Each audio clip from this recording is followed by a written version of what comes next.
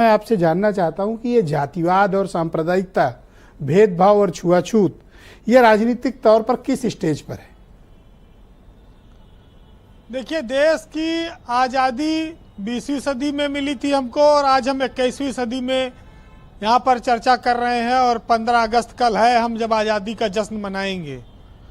छुआछूत है, भेदभाव है, स्टेज थोड़ी कम हुई है, लोगों में शिक्षा आई है, लोगों का पास पैसा आया है, जीवन शैली अच्छी हो रही है, लोग आगे बढ़ रहे हैं। धीरे धीरे और चीज़ें कम होंगी। चूँकि भारत एक बहुत विशाल देश है, अनेकता में एकता वाला देश कहा गया है और ये छप्परों का, कच्चे मकानों का भी देश है और बड़ी बड़ी इमारतों का भी देश है। दोनों चीज़ें आपको देखने को मिलेंगी यहाँ, दो तरह की तस्वीरें। लेकिन ये जरूर है कि शहरों में तरक्की के जो चीज़ें दिखती हैं, जिन पर हम बहस नहीं करते, गांव में वही छुआछूत, जात पात, ऊंच नीच, गरीब अमीर, ये सब फर्क अभी बहुत बड़ी संख्या में मौजूद है। अभी बहुत सारी कुरीतियों से हमको लड़ना है और शिक्षा का प्रसार ही उसको लड़ने में मदद कर सकता है। ब्रजेश जी, हम भारत को एक आर्थिक महाशक्ति के तौर पर पेश करते हैं। दुनिया के कई मुल्कों में भारतवंशियों ने अपना झंडा गाड़ा है।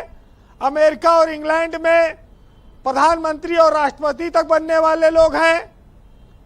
लेकिन ये जरूर है कि भारत अभी भी 60% आबादी खेती पर निर्भर है और वो खेती प्रकृति पर निर्भर है कि कभी बारिश, कभी सूखा, कभी पाला।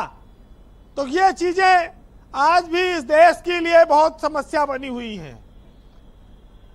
जब देश आजाद हुआ था तब अनाज की कीमत क्या थी, आज अनाज की कीमत क्या है, हम किसान के लिए क्या कर पाए हैं, ये असली तरक्की होगी, इस पर देखना होगा।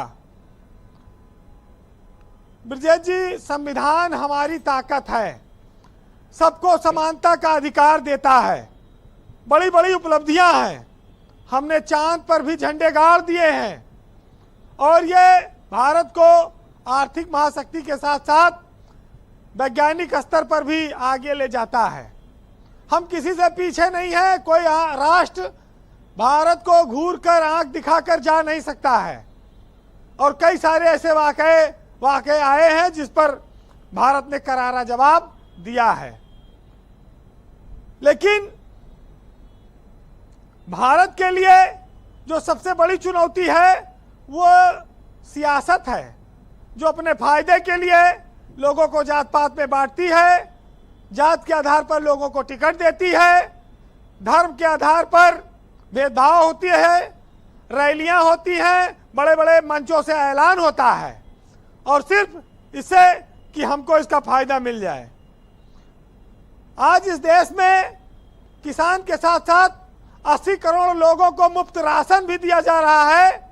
यह भी भारत के लिए बहुत बड़ी चुनौती है कि हम इतनी बड़ी संख्या में लोगों को राशन की व्यवस्था कर रहे हैं। अब वो वोट की खातिर है कि पेट की खातिर है, ये लोग अपना अपना उसके हिसाब से व्याख्या करें। लेकिन कल मोदी जी एक बड़ा इतिहास रचने जा रहे हैं भाई। भाजपा की ओर से वो ऐसे प्रधानमंत्री बनेंगे जो 11वीं बार लगातार लाल किला पर झंडा फहराएंगे। एक जानकारी आई है कि 17 बार नेहरू ने और 16 बार इंदिरा गांधी ने फहराया है। उसके बाद मोदी तीसरे ऐसे व्यक्ति हैं। तो ये बहुत बड़ी उपलब्धि है बीजेपी के लिए, क्योंकि देश में अगर एक मजबूत सरकार हो, एक बहुमत की सरकार हो, बार बार चुनाव न कराना पड़े, तो एक आर्थिक बोझ घटेगा, तेज तरक्की होगी, प्रगति होगी। इन सब चीज़ों पर भी लोगों को नजर जाना चाहिए। अभी बहुत सारी बातें कालीचरण जी ने भी कही। एक बात जो मुझे कहना पड़ता है कि भारत देश में सबसे ज़्यादा देवी देवता और भगवान हैं, मूर्तियां हैं, देवस्थान है, तीर्थ स्थल है, लेकिन सबसे ज़्यादा गरीबी भी हमारे यहाँ आबादी के हिसाब से, भूखमरी भी है। और अत्याचार और शोषण की भी कहानियां हम लोग आए दिन सुनते हैं। ठगी है, भेदभाव है, लूटपाट भी है। ये सब चीजों पर भी लगाम लगाना होगा। ये क्योंकि अभी भारत सिर्फ अंग्रेजों से आजाद हुआ है। अभी जातिवाद, अंधविश्वास, पाखंडवाद, इससे उसको आजाद होने में काफी लंबा समय लगेगा। इसके लिए भी बहुत काम करने की आवश्यकता है। अभी असली मायने में आजादी तब मिलेगी।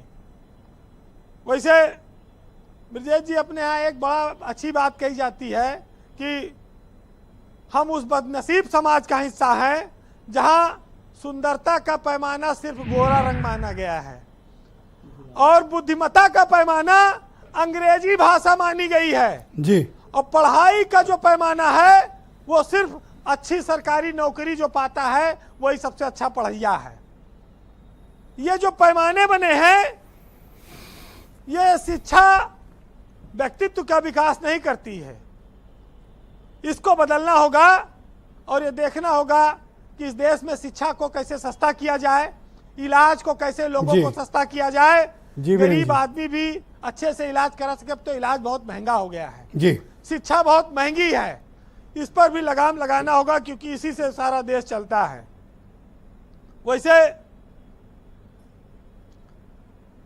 एक साहित्यकार ने लिखा है आज आजादी के मौके पर, सुनिएगा, बहुत अच्छी कविता है कि गांव और शहर में तरक्की में क्या अंतर है।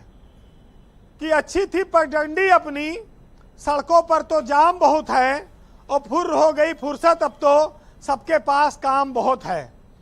और नहीं जरूरत बूढ़ों की, हर बच्चा बुद्धिमान बहुत है। और उड़ गए सब बाग बगीचे, दो गमलों की शान बहुत है। और मट्ठा दही खाते नहीं हैं, कहते हैं कि जुकाम बहुत है। और बंद हो गई चिट्ठी पत्री, फोनों पर पैगाम बहुत है। और आदी हो गए एसी में रहने के, और कहते हैं कि बाहर घाम बहुत है। बहुत शुक्रिया वीरेन जी, बहुत ज़बरदस्त बातें आपने ग्राउंड जीरो से प्रस्तुत की।